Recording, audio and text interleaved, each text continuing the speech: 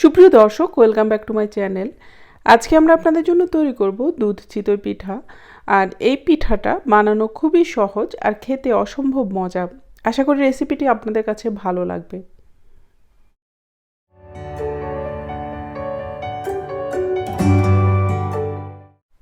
এই পিঠা বানানোর প্রধান দুটি উপকরণ হচ্ছে দুধ আর চিতই পিঠা। দুধটাকে আমি এখন প্রথমে জাল দিয়ে নিচ্ছি, আর এখানে আমি কিছু গরম মশলা দিয়ে দিচ্ছি। আমি দিয়ে দিচ্ছি তেজপাতা, দারচিনি আর 3টে এলাচ। এই শুকনো গরম মশলাগুলো দিলে দুধটা থেকে সুন্দর একটা ফ্লেভার আসে, আর পিঠাটা খেতে কিন্তু তখন অনেক ভালো লাগে। এরপর আমি এখানে দিয়ে দিচ্ছি গুড়। আপনাদের কাছে যদি এই গুড়টা না থাকে, আপনার লিকুইড যে গুড়টা আছে সেটাও দিতে পারেন, আবার চিনিও দিতে পারেন। তবে খেজুরের গুড় দিয়ে এই পিঠাটা রান্না করলে ফ্লেভারটাও যেমন আসে আর খেতেও খুব বেশি মজা লাগে। আমি আরও একটু দিয়ে দিচ্ছি, মিষ্টিটা একটু কম হয়েছে আমার জন্য, আর আপনারা আপনাদের পছন্দ মতো কম বা বেশি করে নিতে পারেন।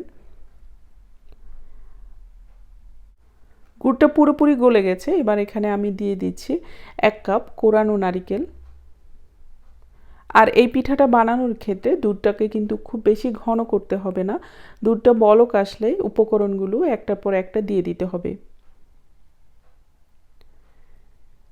আর আমি এখানে রেখেছি 2 টেবিল চামচ ভাজা বাদাম। বাদামটাকে আমি ভেজে তারপর একটু ভেঙে নিয়েছি। এখন আমি এই মিশ্রণের সাথে বাদামগুলো মিশিয়ে নিচ্ছি।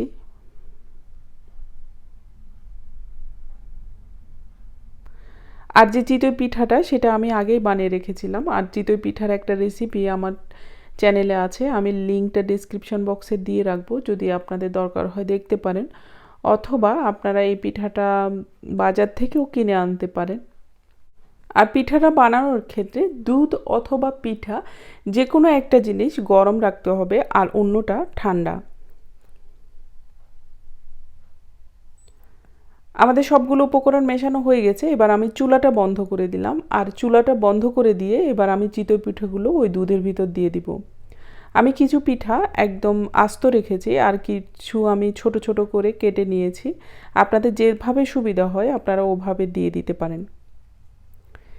এবার আমি এই পিঠাগুলো দিয়ে দুধে ডুবিয়ে এটাকে আমি সারা রাত রেখে দিব। তারপর এটাকে আমি সকালে পরিবেশন করব।